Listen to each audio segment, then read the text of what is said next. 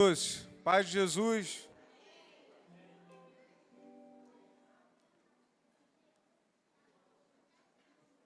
Tem alguém aí cansado do bloco ontem à noite, alguma coisa? Não? Unidos do edredom, né? Graças a Deus. Continue assim, né? Amados, é uma bênção nós estarmos aqui em comunhão. Eu sempre gosto de fortalecer isso nas minhas orações e quando eu estou com a oportunidade da palavra diante da igreja, a importância de nós estarmos em comunhão. O quanto o culto online não substitui a comunhão dos irmãos. O quanto que estar à distância não sequer se compara a estar junto com os irmãos. Então eu queria te convidar sempre a você fortalecer esse pensamento, esse princípio diante dos irmãos que são seus amigos, são próximos, a importância de nós estarmos em comunhão. Eu queria trazer uma palavra para os irmãos essa manhã, que está em Lucas, capítulo 23. Lucas 23, nós vamos ler do 39 ao 43. Lucas 23, do 39 ao 43.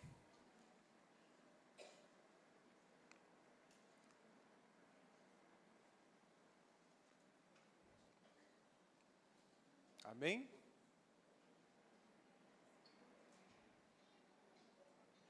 Lucas está muito fácil de achar. Entre Gênesis e Apocalipse. Espero ter ajudado. Novo Testamento, para facilitar um pouco mais, né? Para deixar mastigado, né? Lucas 23, do 39 ao 43. Amém? Todos acharam? Vamos, assim diz a palavra do Senhor. Um dos malfeitores crucificados blasfemava contra Jesus, dizendo: você não é o Cristo? Salve-se a si mesmo e a nós também. Porém, o outro malfeitor o repreendeu, dizendo: você nem ao menos teme a Deus, estando sob igual sentença? A nossa punição é justa, porque estamos recebendo o castigo que os nossos atos merecem. Mas este não fez mal nenhum. E acrescentou: Jesus, lembre-se de mim quando você vier no seu reino.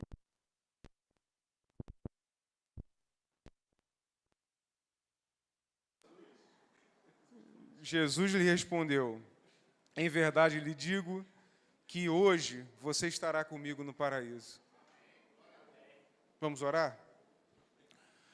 Querido Deus, amado Pai, nós te louvamos essa manhã e te agradecemos pela oportunidade que o Senhor nos dá de estarmos em comunhão, de chegarmos até aqui em segurança, de podermos rever tantos irmãos queridos, irmãs queridas, que o Senhor possa, ó Pai, nesse momento, tomar o único lugar aqui, Senhor, nesse culto, que o Senhor é o único digno de adoração e louvor, e que os nossos corações e as nossas mentes estejam abertos para receber a Tua palavra que o Senhor tem a falar com a Sua igreja.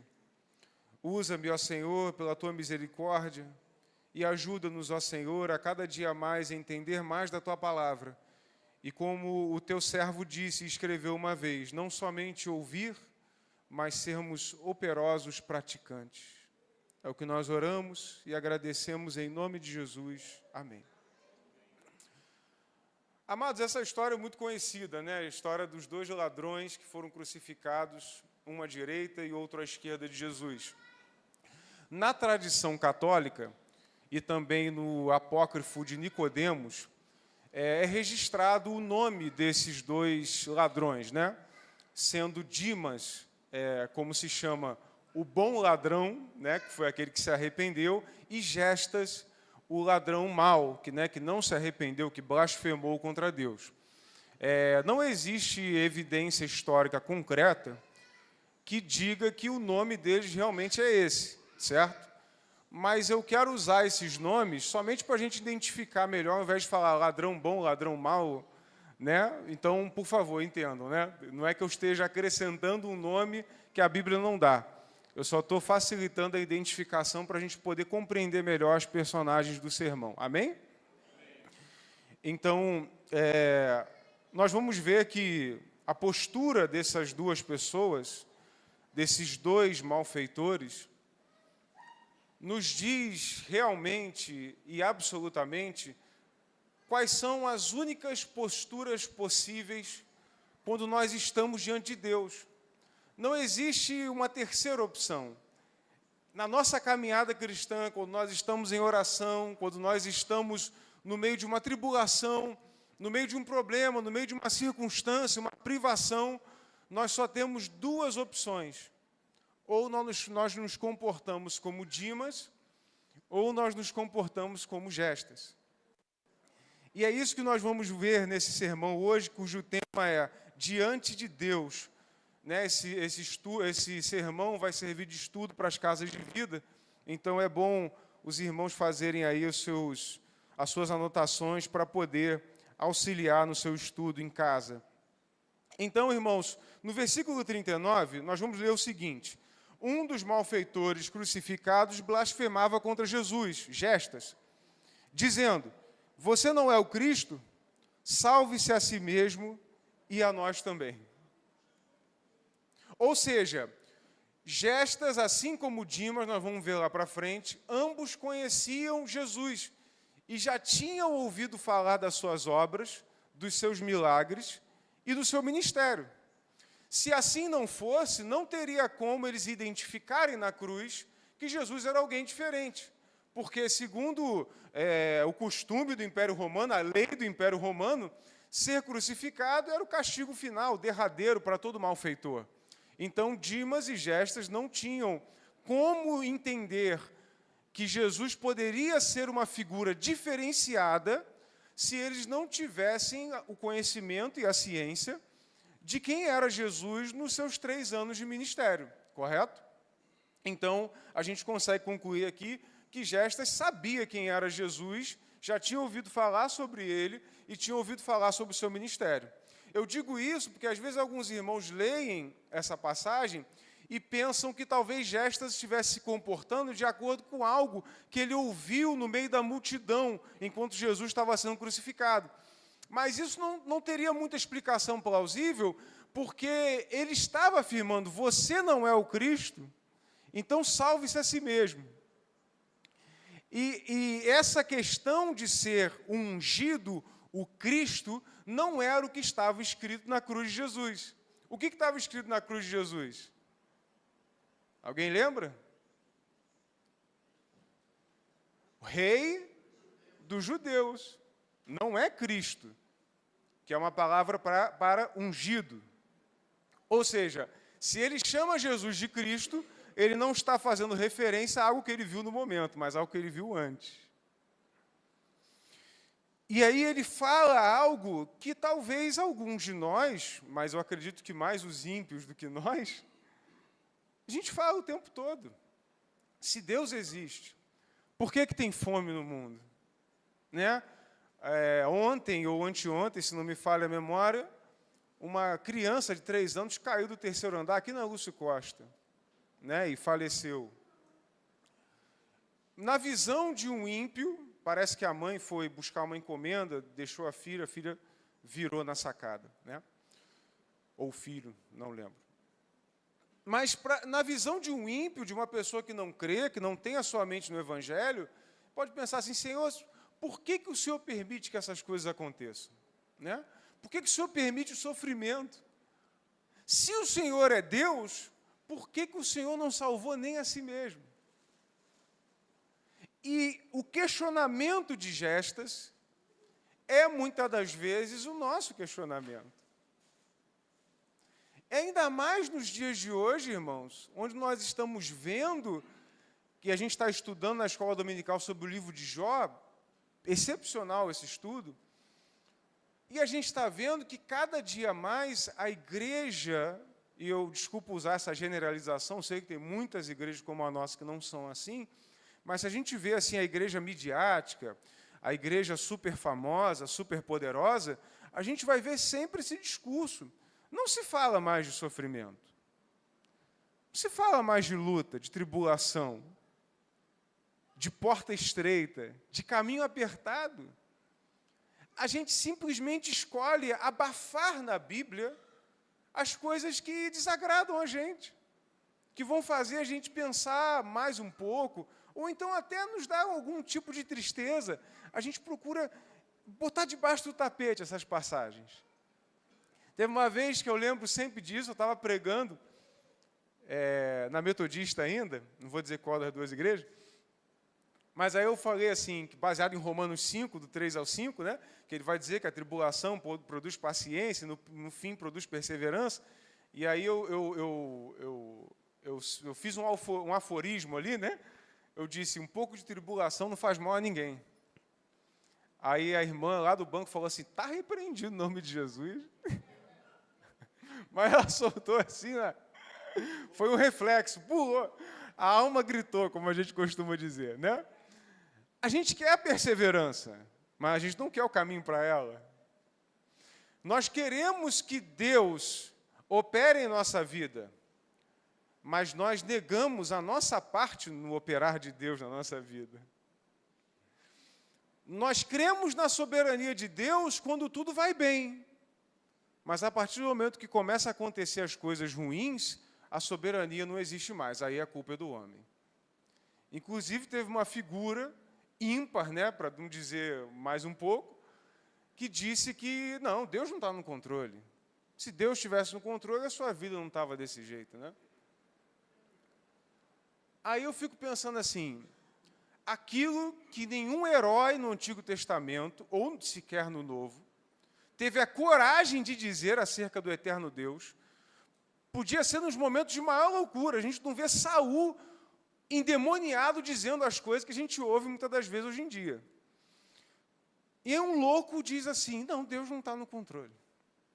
Amados, eu preciso lembrar aos irmãos que o fim do mundo já está escrito. Existe algum irmão, alguma irmã aqui que tenha um dom de escrever livro tão grande que consegue escrever o final do livro sem saber o que acontece no meio dele? Existe alguém que consegue, na sua loucura, dizer, eu vou escrever o início do livro, eu vou escrever o final do livro, mas o meio eu vou deixar ver como é que vai. Amados, quando a gente fala que Deus não está no controle, é isso que nós estamos dizendo. Nós estamos dizendo, Senhor, tudo bem, o Senhor escreveu o início, o Senhor escreveu o fim, mas no meio do caminho o Senhor não faz ideia do que está fazendo. E aí as pessoas às vezes dizem assim, não, Rodrigo, mas Deus deu o mundo ao homem, e ao homem a gerir, e tem as consequências do seu pecado. Sim, mas não há consequência de pecado ou atitude do homem que não seja parte do plano divino. Qual é o maior exemplo que nós temos disso? A perdição de um apóstolo. Percebam que Pedro, quando diz para Jesus, Jesus, não vou deixar que te peguem não, Jesus. O que Jesus responde para Pedro? Para trás de mim, Satanás. Pedro era o que estava querendo ajudar Jesus. E Judas, quando trai a Jesus com um beijo, Jesus fala, aqui vens, amigo. Judas estava, naquele momento, contribuindo para o propósito e o ministério de Jesus, e Pedro estava atrapalhando. Na nossa cabeça, Pedro ajuda e Judas atrapalha. Mas no projeto de Deus, não. É Judas que está ajudando e Pedro que está atrapalhando. Aí, às vezes, a gente pensa assim, pô, senhor, mas, pastor, eu não posso compreender isso. Eu falei, você não precisa compreender. Você só precisa entender que os caminhos do Senhor são sempre muito mais altos do que os nossos. Os pensamentos dele são muito mais abrangentes e sábios do que aquilo que nós projetamos para nós. Por isso que a palavra diz, o coração do homem pode fazer planos, mas a gente gosta muito disso quando tudo está bem. Mas quando vem o dia mau, nós também precisamos nos lembrar que o plano de Deus é sempre melhor do que o nosso. Por mais que aos nossos olhos pareça bom, mas nós, na verdade, irmão, nós não sabemos o que nós queremos. A mente de Gestas está contaminada com esse tipo de pensamento. Senhor, eu tenho a minha ideia, dentro de mim, de como o Senhor deveria ser. E como o Senhor deveria ser, é isso que está certo. É o que está na minha mente acerca do Senhor, e não o que está na mente do Senhor acerca de mim. E a mentalidade de Gestas é a mentalidade do rebelde. Porque o rebelde, entenda, o desobediente, ele sabe qual é o caminho da obediência, ele não questiona isso, mas ele acaba desobedecendo. Davi foi desobediente muitas das vezes. Davi pecou muitas das vezes, mas Davi era considerado um homem segundo o coração de Deus. O homem segundo o coração de Deus. E Saul foi o homem que o que ele fez para nós era muito pouco, mas para Deus falou assim, ó, porque a rebeldia é como o pecado de feitiçaria. E ele disse para Saul, ó, oferecer o sacrifício no lugar do sacerdote, acabou teu ministério, Saul. E Davi, vamos lembrar do pecado de Davi? Nem preciso lembrar, né? Para a gente não estender muito, mas todo mundo sabe. E Davi foi considerado o homem segundo o coração de Deus. Israel chora em luto pela morte de Davi até hoje. Sabe por quê, irmãos? Porque Deus pode até perdoar a desobediência, mas a rebeldia é quando o meu padrão de correto quer sobrepujar o padrão correto de Deus. Então, eu tenho ideias melhores do que as de Deus. E é isso que Gestas disse. O Senhor não é Deus? Salva a gente e se salva também. Que blasfêmia, Gestas. Você não consegue compreender que se Deus escolheu ser homem e morrer numa cruz como um malfeitor, será que você não entende, Gestas, que nisso tudo tem um propósito? Quando Pedro saca a espada para cortar a cabeça do soldado, né, ele erra e acerta a orelha, né? Porque ninguém vai numa guerra e diz assim, eu vou cortar a orelha, né? Alguém vai dar um tiro e fala, vou dar um tiro na unha. Não, você vai para dar o tiro na cabeça. Ele errou e acertou a orelha. E aí Jesus fala o que para Pedro, irmãos? Pedro, se eu quisesse, tinha um exército de anjos aqui para me defender. Não é esse o propósito. Imagina a frustração, irmãos. Meu Deus, o meu Messias vai ser entregue na mão do Império Romano, o qual eu achava que ele tinha surgido para derrotar esse império. Muitas das vezes, irmãos, Deus frustra os nossos planos para que nós possamos nos submeter aos planos maiores e perfeitos dele. Não compreenda nenhum fracasso da sua vida como se Deus tivesse te abandonado. Não, ele frustrou um plano seu menor para te conduzir a um plano maior. Às vezes a gente não entende isso, até a gente ver a conclusão da história. Mas podem ter certeza que a conclusão da história, das nossas vidas e da humanidade já está escrita. E o fim é, venha todo aquele que quiser e beba da água da vida. E coma do fruto e viva eternamente. O fim é de vitória para o povo de Deus. Por que Gestas não temeu a Deus? Porque ele era incapaz de reconhecer a sua própria condição de pecador. É isso que nós vemos no versículo 40, que vai dizer o seguinte, porém o outro malfeitor, Dimas, o repreendeu dizendo, você nem ao menos teme a Deus, estando sob igual sentença? Dimas exclama, repreendendo Gestas, mas essa expressão, amados, temer a Deus, tem caído em desuso nesses dias. Hoje em dia eu não temo o Senhor. Aliás, eu não chamo nem de Senhor. Eu chamo de você, meu amigão, papai, amiguinho, camarada, colega, aquele lá de cima. A gente não chama mais de Senhor. Porque a gente não entende que ele dizer que é nosso amigo não nega o fato de que ele também é nosso Deus. Eu sou amigo do meu filho, mas não deixo de ser pai dele. E às vezes a gente quer tratar Deus como se ele fosse um camarada nosso. E a palavra de Dimas nos chama a atenção. Ele diz: Gesta, você não teme, não? Porque alguém poderia dizer assim: não, mas Gesta tinha tanta intimidade com Deus que ele pode falar com Deus dessa forma. Não, ninguém tem tanta intimidade com Deus a ponto de afrontar a sua soberania e achar que Deus vai se agradar disso. Eu repito, ninguém tem tanta intimidade com Deus que pode desonrar, desabonar a soberania de Deus e Deus vai dizer: que bonitinho. Não vai. Não vai. Às vezes, irmãos, nós temos montado um Deus no nosso coração, a nossa imagem e semelhança, e temos nos esquecido que a figura e o padrão de quem Deus é lógico que, em parte, né, nós encontramos na Bíblia.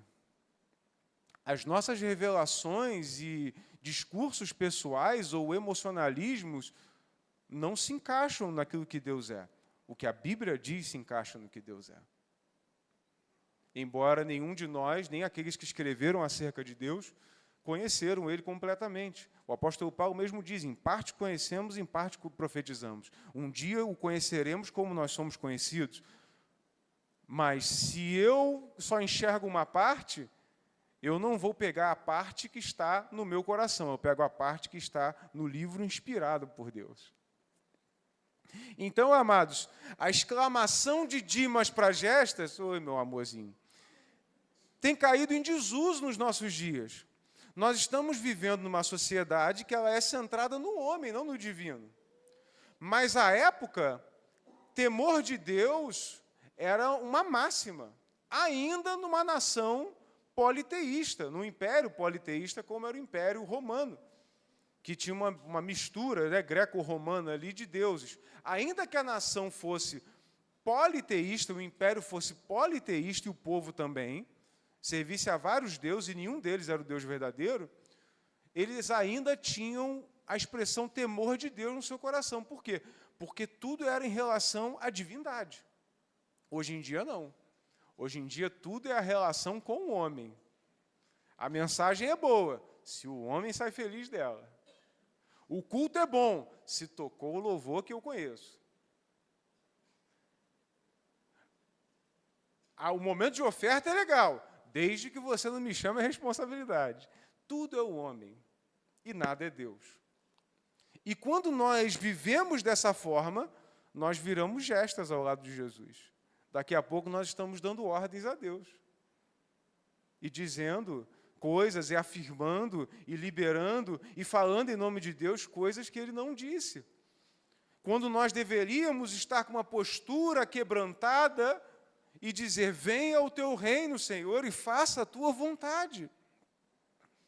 O que é o carnaval, irmão, senão a exaltação da carne, do coração humano, daquilo que ele deseja, daquilo que ele almeja. E aí, muitas das vezes, nessa de almejar o nosso coração, até o culto e a igreja nós queremos que seja a nossa imagem. E esse é um grande perigo para nós. Eu fui pregar numa igreja um tempo atrás, né? Inclusive, mandei um abraço lá da Casa e Vida para os irmãos, uma Assembleia de Deus, com um formato de culto totalmente diferente do que eu estou acostumado, né? E eu pude ver Deus naquilo e adorar a Deus, mesmo às vezes não conhecendo uma música ou outra. As letras falaram comigo, o culto falou comigo, as oportunidades, costumes daquela denominação falaram comigo. Por quê? Porque eu entendo que se Deus me colocou no local para eu ouvir determinada coisa, é porque algum proveito eu preciso tirar daquilo. Ah, não, eu estou lá para ministrar a palavra, o que foi falado antes, pregado antes, cantado antes, não quero nem saber, eu vou lá para pregar. Não, eu estou lá também, vou pregar, mas também eu estou no culto para adorar a Deus e servi-lo. E aí vale ressaltar, irmãos, que hoje em dia, a gente até evita usar algumas expressões para a gente não ofender os rebeldes. Não pode usar temor de Deus. A gente vai ter medo de Deus? Não. Temor de Deus, não. Fala que é o paizinho querido, passa a mão na tua cabeça.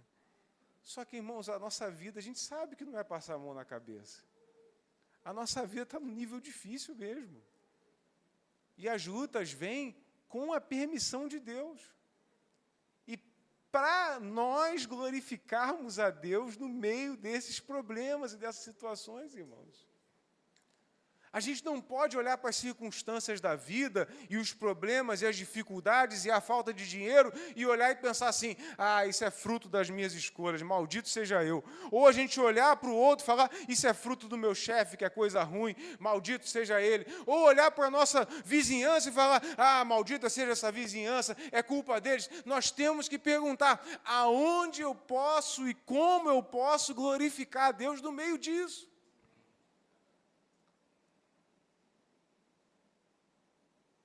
A palavra de Deus diz que Ló era justo. E Ló foi habitar em Sodoma e Gomorra. Quem é que entende isso? Mas a palavra vai dizer lá em Hebreus, o justo Ló. Na nossa mente, pode pensar assim, irmão, você não podia escolher um lugarzinho melhor para morar? Mas às vezes Deus nos coloca no meio da Sodoma mesmo. Mas é para a gente glorificar a Deus, irmãos. Não é para a gente aceitar o manjar deles, não. Não é para a gente se adequar às propinas deles, não.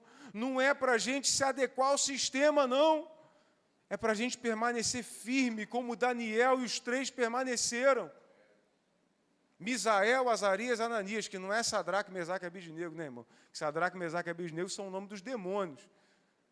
O nome deles até esqueci o nome. Acabei de falar. Misael, Azarias, Ananias. Nós temos que estar no meio e não amaldiçoar a nossa realidade, mas entender, Senhor, se eu estou aqui, nesse momento, nessa oportunidade, no meio dessa tribulação, é uma oportunidade de ser gerado perseverança em mim. Então, Senhor, como eu posso glorificar a Deus no meio desse processo? Existe até uma frase, que eu até esqueci o autor, que eu publiquei no meu Instagram esses dias. Se você estiver no meio de uma tribulação e perguntar, Senhor, por que eu estou passando por isso? Quase sempre nenhuma luz vem. Eu tenho certeza que você já passou por tribulações e você perguntou assim, por que, Senhor? Teve resposta? Eu acho que não. Mas se você perguntar, Senhor, como é que eu posso glorificar a Deus no meio desse processo? Com certeza Deus vai te responder. Com certeza o Espírito Santo vai gemer no teu coração, na hora ele vai dizer, é isso aqui. Primeiro, para de murmurar. Segundo, veja onde estão as ofertas do maligno, rejeite-as. E terceiro, proclama meu nome em santidade. Porque não tem como nós proclamarmos o nome dele em santidade se nós estamos aceitando os manjares. Se nós entramos na propina. Se nós participamos das conversas sensuais e imorais. A gente precisa declarar o nome dele, glorificar o nome dele, apesar de todas as nossas circunstâncias e tribulações. Dimas, pendurado numa cruz, nu, de uma circunstância completamente favorável, talvez a pior circunstância que um cidadão comum pudesse estar, ele se preocupa em ter temor a Deus. E não se portar para com Deus de maneira leviana. Ele diz, gestas, nós estamos aqui porque nós merecemos, mas ele não. Aí eu me pergunto, se eu estivesse lá naquele momento, envergonhado, nu, com meus pés e mãos pregados no madeiro, será que eu ia lembrar de preservar o nome de Deus em santidade? Mas Dimas lembrou. Dimas lembrou. Então, irmãos, quando nós estivermos no momento de fragilidade, de circunstâncias ruins, de privações, saiba que Deus não te odeia. Não, Deus não te abandonou. Não, Deus não te deixou. Não, Deus não esqueceu de você. Não, não é simplesmente fruto de uma má escolha. Existe uma oportunidade para você glorificar o nome dEle. E talvez Deus só te tire dessa tribulação quando você passar a glorificar.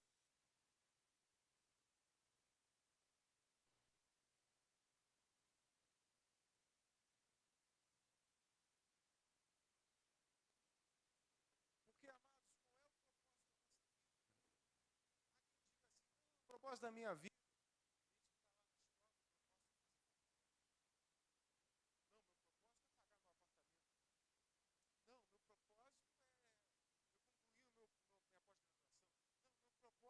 É o meu doutorado.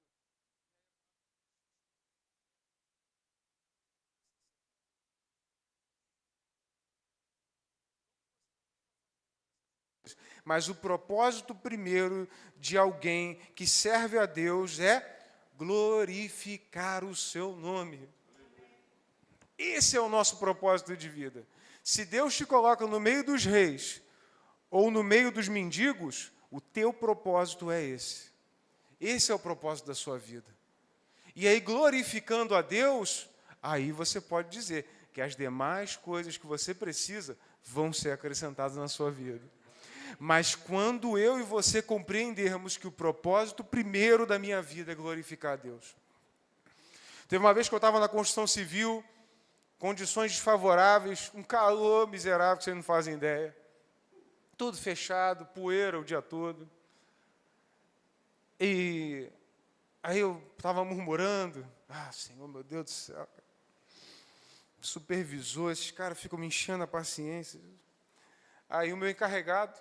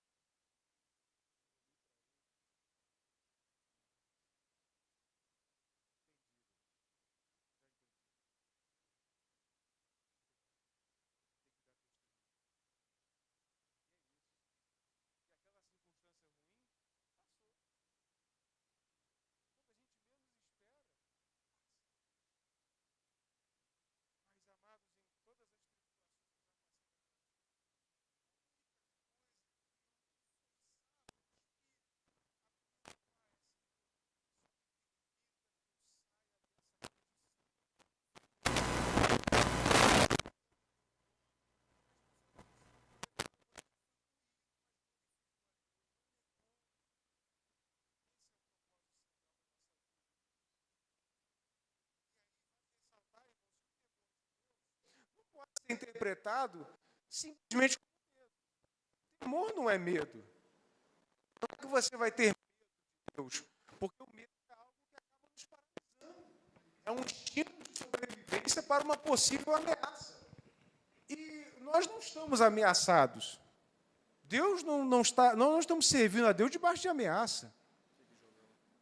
O convite de Deus para nós é evangelho, boa notícia, de salvação. A ameaça é quando é a condição que nós estávamos antes de Cristo. Porque todos nós, irmãos, estamos condenados ao inferno naturalmente. Não é que o Deus resolveu que exista um inferno. Não, o inferno já era uma realidade, pela semente do pecado que habita em nós. Mas Cristo chegou o quê? Para nos dar uma boa notícia. Olha, eu tenho outro caminho. Você pode sair dessa reta de destruição pela graça que eu disponho na tua vida nesse momento. Para que você caminhe em direção de volta ao teu lar. De volta para o lugar de onde o primeiro homem nunca deveria ter saído. A proposta de Deus para nós não é uma ameaça. A proposta de Deus para nós é uma salvação em meio à ameaça do nosso próprio eu. Às vezes, irmãos, somos mal interpretados por aqueles que estão lá fora. Porque às vezes eles pensam que nós é que inventamos o inferno. Não. O inferno já existe. Porque o nosso próprio coração, a nossa própria mente, os nossos méritos não são capazes de nos livrar desse inferno. Somente os méritos de Cristo. Pela graça de Deus. Pela graça de Deus. Então, temor de Deus é uma expressão que surge do reconhecimento da grandeza e do poder de Deus diante da fragilidade humana. É assim que eu definiria temor. Temor de Deus é reconhecimento da sua grandeza diante da minha fragilidade. Se alguém te perguntar o que é temor de Deus, se não souber responder, eu acho que essa é uma boa resposta. Temor de Deus é o reconhecimento da grandeza dele diante da minha fragilidade, diante do meu pecado, diante da minha culpabilidade. E por isso, irmãos, temer a Deus só é possível quando eu reconheço a minha própria condição. Se eu não reconheço, irmão, em que estado eu estou, eu não consigo receber a graça de Deus na minha vida. Semana passada nós estávamos comentando sobre os amigos de Jó na escola dominical, e eu lembro de ter comentado, né, sobre os amigos e a expressão deles, né, e tem um que fala assim: pô, Jó, mas você, eu acho que era Bildade, mas você chegou a levantar tantas pessoas, inclusive a nós, ensinava para a gente, aí agora quando o problema chega para você, você fica desse jeito? Só perdeu todos os filhos, todo o dinheiro dele e a saúde, só. Motivo nenhum, cara, galho fraco. E aí Jó responde a ele dizendo o seguinte: querido, qual é o boi que se ficar sem pasto não urra? Qual é o animal ou o ser humano que diante de grande dificuldade não vai soltar um grito, não vai chorar, não vai temer? Porque em nada do que Jó falou, ainda desejando a sua morte, a palavra vai dizer, em nada Jó pecou.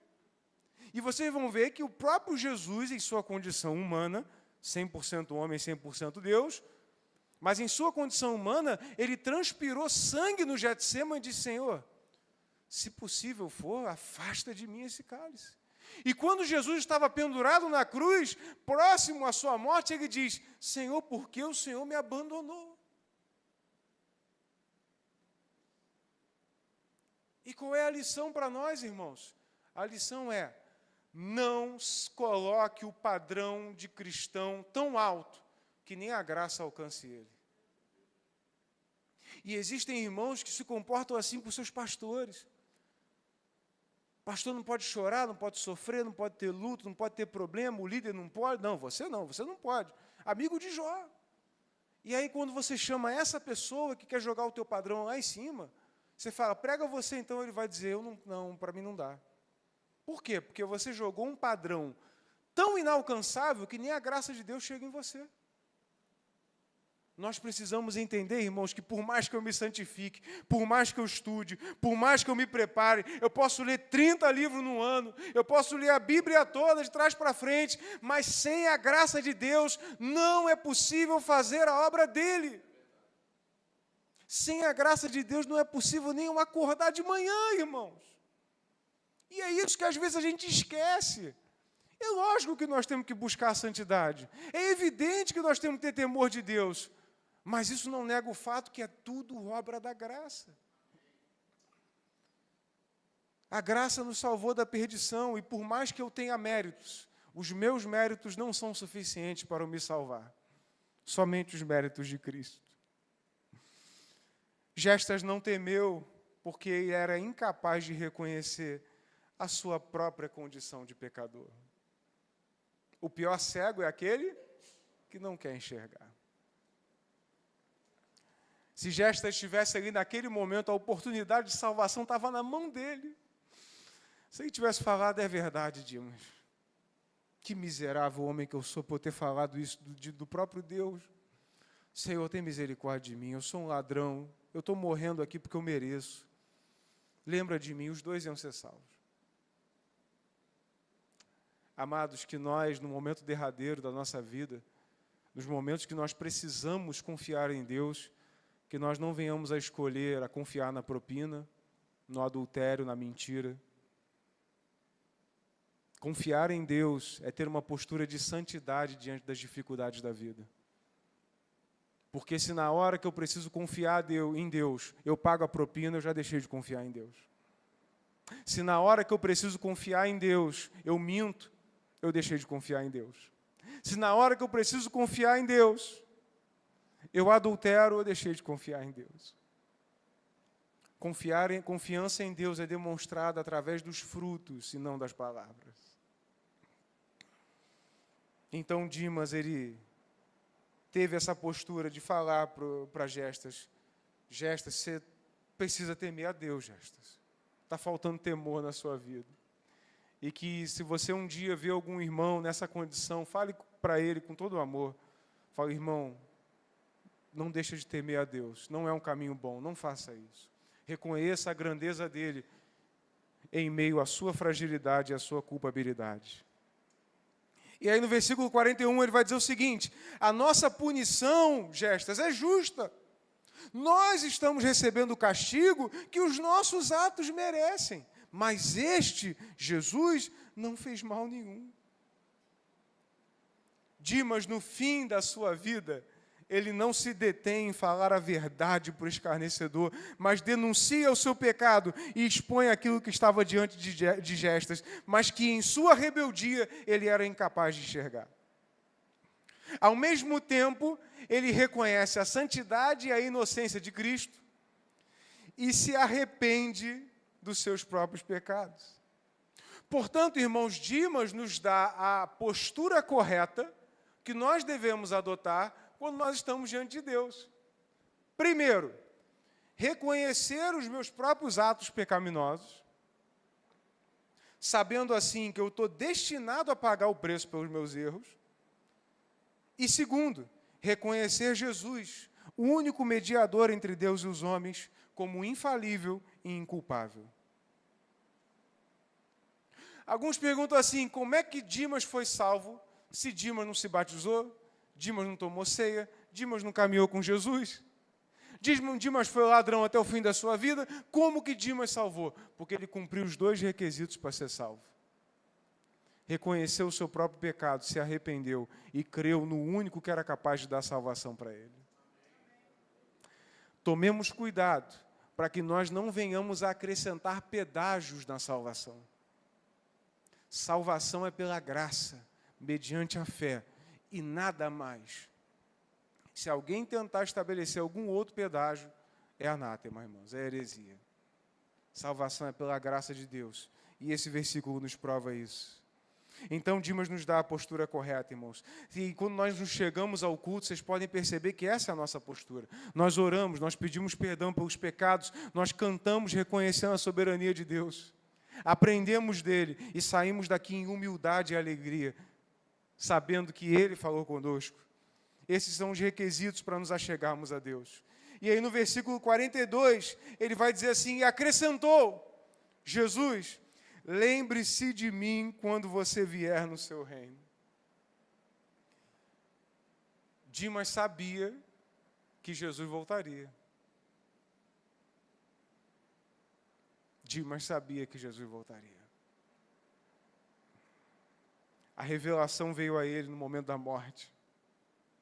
E é interessante, irmãos, porque se os irmãos estudarem a história da igreja, até alguns mártires, até a era medieval mesmo, século XVI, XVII, ainda tinha mártires morrendo nas mãos da Igreja Católica Apostólica Romana.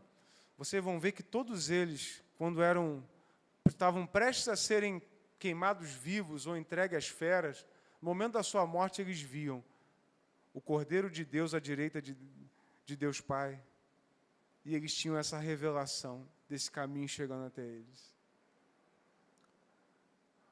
O ponto final da nossa trajetória. Dimas, no fim da sua vida, teve a revelação: opa, eu sei quem é Jesus. Eu sei que ele vai voltar. Quando você vier no seu reino, lembre de mim. O clamor, irmãos. Dimas nos dá a importância do clamor, da esperança única em Cristo, irmãos. Eu ressalto mais uma vez: você não precisa recorrer à mentira, irmãos. Vocês não precisam recorrer à propina, irmãos. Vocês não precisam recorrer, irmãos, à imoralidade, irmãos. O sistema é difícil, mas existe um Jesus que venceu o sistema. E se Ele deu o exemplo, nós podemos também. Por esse caminho que foi aberto por Cristo, eu posso andar após Ele. Repito, quando nós recorremos às obras do diabo, nós renunciamos à nossa confiança em Cristo. Renunciamos. Eu esperei 10 anos, irmãos, para conseguir ter minha habilitação, mas fiz da forma como tinha que ser feito.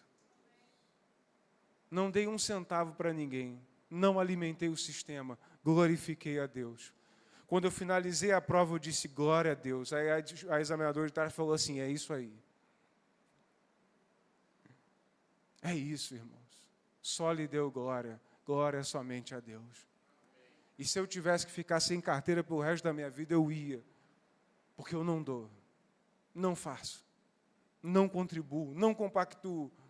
Porque o meu Deus é aquele que me conduz aos pastos verdejantes. E que faz descansar a minha alma. E que me guia nas águas tranquilas. Deus sabe dos meus temores. Deus sabe dos meus temores, porque era uma questão de trabalho. Mas a minha confiança a Deus precisa estar acima dos meus temores. A sua confiança em Deus precisa estar acima dos seus temores.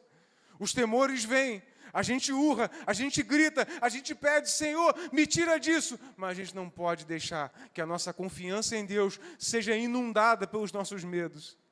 Mas sim que os nossos medos sejam inundados pela confiança no Senhor. O clamor, irmãos, a esperança única em Cristo, a certeza de que não há outro a quem recorrer e de que só Ele pode atender a esse clamor.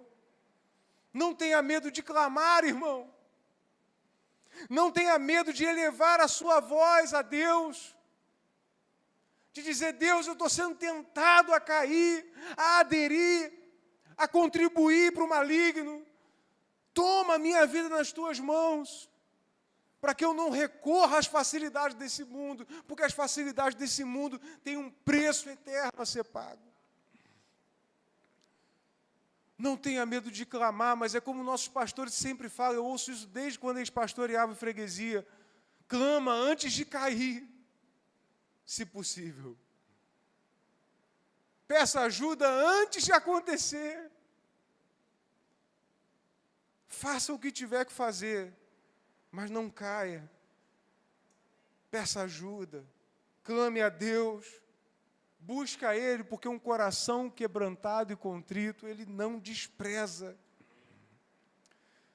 No entanto, irmãos, aí vem uma coisa que é necessária. Para muitos de nós é necessário estar numa condição miserável, como a de Dimas, para que o clamor seja sincero. Muitos de nós, eu me incluo nisso, precisa estar numa condição semelhante à de Dimas, para que verdadeiramente o clamor saia com honestidade. E, amados, se eu sei disso, que dirá Deus? Ele sabe a condição que Ele precisa te colocar, para que você volte a clamar com honestidade. Ele sabe. Ele colocou minha filha no CTI, para eu botar minha vida no prumo. Ele sabe o que Ele faz. Ele sabe os métodos que Ele usa. E a gente sabe que a vontade dEle é boa, perfeita e agradável. Ele sabe. Já estava vacilando na oração, estava murmurando, estava falando isso, estava falando aquilo. Deus falou, eu tenho meus métodos. Eu tenho meus meios. Já não estava mais preocupado em volta de Jesus. Estava preocupado com a obra da minha casa, com as contas que tinham que pagar. Ah, como é que eu vou fazer? Como é que eu vou fazer? Deus fala, como é que eu vou fazer? Calma. Pronto, CTI. Minha filha saiu 100% curada. Não tem absolutamente nenhuma sequela daquilo. Que dúvida eu tenho que esse feito, esse fato, serviu para eu glorificar a Deus no meio desse processo? O diabo, irmão, não pode fazer nada. Lutero diz que o diabo é um cão na coleira de Deus. Até para tocar na vida de Jó, o diabo precisou pedir permissão. Fica preocupado com o diabo não e repreender ele não. A palavra só diz o seguinte: resistir. E quem é que vai fugir? Sou eu ou o diabo? O diabo. Ele diz, quando o diabo vier, resiste a ele. E ele vai fugir. Mas como é que a gente resiste? Glorificando a Deus. Eu sei que eu digo isso para os irmãos, e muitos irmãos não entendem. Falam, pô, Senhor, mas é desse jeito? Deus sabe os métodos, irmãos. Deus sabe. Deus sabe. E essa afirmação, irmãos, ela dói no nosso coração. Porque nós, como seres humanos orgulhosos, nós queremos estar no controle. A gente quer tudo na palma da nossa mão. Mas Deus fala, tua mão, meu filho, minha filha, é leprosa. Tua mão não segura nada, mas a minha mão segura. A minha mão é poderosa. A palavra diz que na destra do Senhor há delícias perpetuamente. Confia que Deus vai fazer o que for preciso para Ele resgatar o clamor sincero dentro do teu coração. Por isso que, inclusive, Billy Graham diz, bendita seja a aprovação que nos leva para perto de Deus. Ninguém falou está repreendido, estamos melhorando. A palavra nos afirma que a prova e a tribulação têm o propósito de nos gerar perseverança em Deus. Romanos 5, do 3 ao 5. E versículo 43, para nós terminarmos, Jesus lhe respondeu, em verdade te digo que hoje você estará comigo no paraíso. Como é que eu concluo essa mensagem, irmão? Jesus salva os arrependidos. Jesus redime os que confessam. Jesus santifica os que têm comunhão com Ele. Ele ouviu de Dimas o que era necessário para a sua salvação. Dimas lançou as palavras mágicas, o coração. E Jesus disse, é isso que é necessário. Você vai estar comigo hoje no paraíso. Muitos de nós não aceitam a salvação de Dimas, né? A gente não consegue entender a dimensão do amor de Deus. Pô, Senhor, mas eu estou lá, é como a parábola dos trabalhadores, né? Pô, aquele começou a trabalhar ontem, vai receber o mesmo salário que eu, que estou trabalhando há 20 anos com o Senhor. Deus fala, é isso aí mesmo. Quem dá o salário sou eu, não é você. E Dimas foi um que passou na frente de todo mundo. Passou na frente dos apóstolos, todo mundo. Jesus falou, você vai estar comigo. Pode ficar tranquilo. Por quê? Reconheceu sua condição de pecador. Se rendeu à graça de Deus e reconheceu Jesus como o único mediador entre Deus e os homens. Amados, muitos de nós temos que aprender com essa história. Sabemos qual é a postura que devemos ter para sermos aceitos por Deus e a postura também que nós não podemos ter quando estivermos diante do Senhor. Salmo 51, 17 diz o seguinte, sacrifício agradável a Deus é o espírito quebrantado. O coração quebrantado e contrito, não o desprezarás, ó Deus. E aí eu te faço uma pergunta, meu querido, como está o teu coração? Não pensa no outro, não. Como está o teu coração? Diante da vida e suas circunstâncias, incertezas, frustrações. Como fica o seu relacionamento com Deus quando o fracasso ou a enfermidade chegam à sua porta? Que possamos ter o coração de Dimas em meio ao carregar da nossa cruz, para sermos aprovados pelo Senhor e descansarmos nele para sempre. Amém, meus queridos? Vou convidar o louvor para ministrar um hino e queria te convidar à reflexão nesse momento. Se essa palavra falou contigo, ao teu coração, ou talvez você só lembre dessa palavra quando você estiver num momento de dor e de tribulação, mas saiba que você não foi abandonado, você não foi esquecido. Você não é simplesmente um fruto das suas escolhas. Se você serve a Deus e o ama, você está servindo exatamente ao propósito de Deus na sua vida e exatamente aonde Ele te colocou para estar. Glorifique a Deus nesse processo e você vai viver um tempo de maravilhas. Em nome de Jesus.